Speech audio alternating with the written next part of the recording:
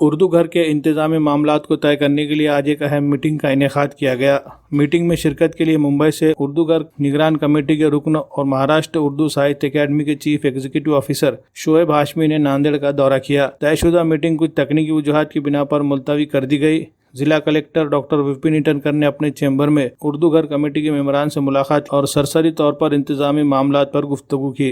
बाज़ाब्ता meeting के लिए 2 अगस्त बरोज पीर को मीटिंग रखने का फैसला किया गया है। 2 अगस्त को होने वाली मीटिंग में उर्दू घर के इंतजामी उमूर पर तफसीली गुफ्तगू की जाएगी और लाहे अमल तय किया जाएगा। उर्दू अकेडमी के CEO ने उर्दू घर का दौरा किया। यहाँ मुस्तकबिल में अंजाम देने वाली सरगर्मियों के बारे में मालूमात हासिल की, क्लासरूम, लाइब्रेरी और मेहमान खाने का जायजा लिया और इस बात का यकीन दिलाया कि उर्दू अकेडमी की जानिब से चलाई जा रही मुख्तलिफ स्कीमों के तहत भी यहाँ अदबी प्रोग्राम लिए जाएंगे और इसके लिए दरकार फंड देने की कोशिश की जाएगी।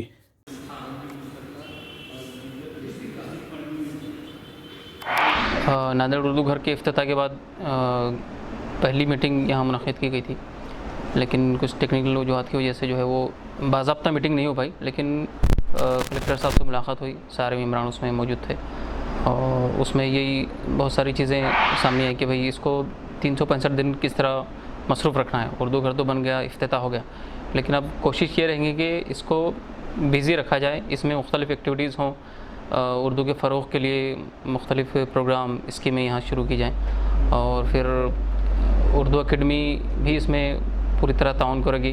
ख़ास तौर से जो उर्दू की स्कीमें हैं उर्दू अकेडमी की तरफ से, तो जो भी स्कीम है वो उसको हम यहाँ पर इम्प्लीमेंट करेंगे।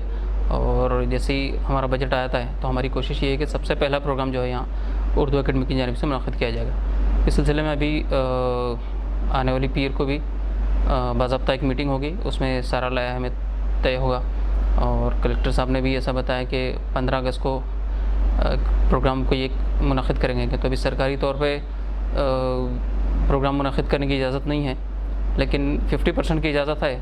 तो उस सिलसिले में हम लोग अभी मनसूबाबंदी कर रहे हैं कि किस तरह इसको पहला प्रोग्राम यहाँ पर मुनक़िद किया जाएगा। इस उर्दू घर के जो इंतज़ामी मामलात हैं, किस तरह से प्रोग्राम, इस बात में कुछ डिस्कशन हुआ है क्या? कुछ ऐसा रहेगा क्या लोगों के लिए, कब इसका इस्तेफादे के लिए रहेगा? इसमें जो चीज़ें सामने आई, एक तो यह है कि उर्दू और मराठी इसको जोड़ा जाए। यानी उर्दू वाले ऐसे हैं कि बहुत सारे लोग मराठी नहीं जानते हैं, तो उर्दू वालों को जो है मराठी सिखाने की क्लासेस शुरू की जाएंगी। फिर मराठी वाले जो नॉन उर्दू वाले हैं तो उनको उर्दू सिखाने के लिए क्लासेस शुरू की जाएंगी। इसके अलावा जो मुसाबक़ती इम्तिहानात हैं तो उसकी भी यहाँ पर क्लासेस होंगी और जैसा रेलवे के एग्ज़ाम्स हैं उसके लिए क्लासेस मुनक़िद होंगी और UPSC MPSC के लिए भी क्लासेस शुरू करने का तजवीज़ रखी गई है और अब मीटिंग में तय हुआ कि उसको किस तरह हम लोग इम्प्लीमेंट कर पाएंगे। उर्दू अकेडमी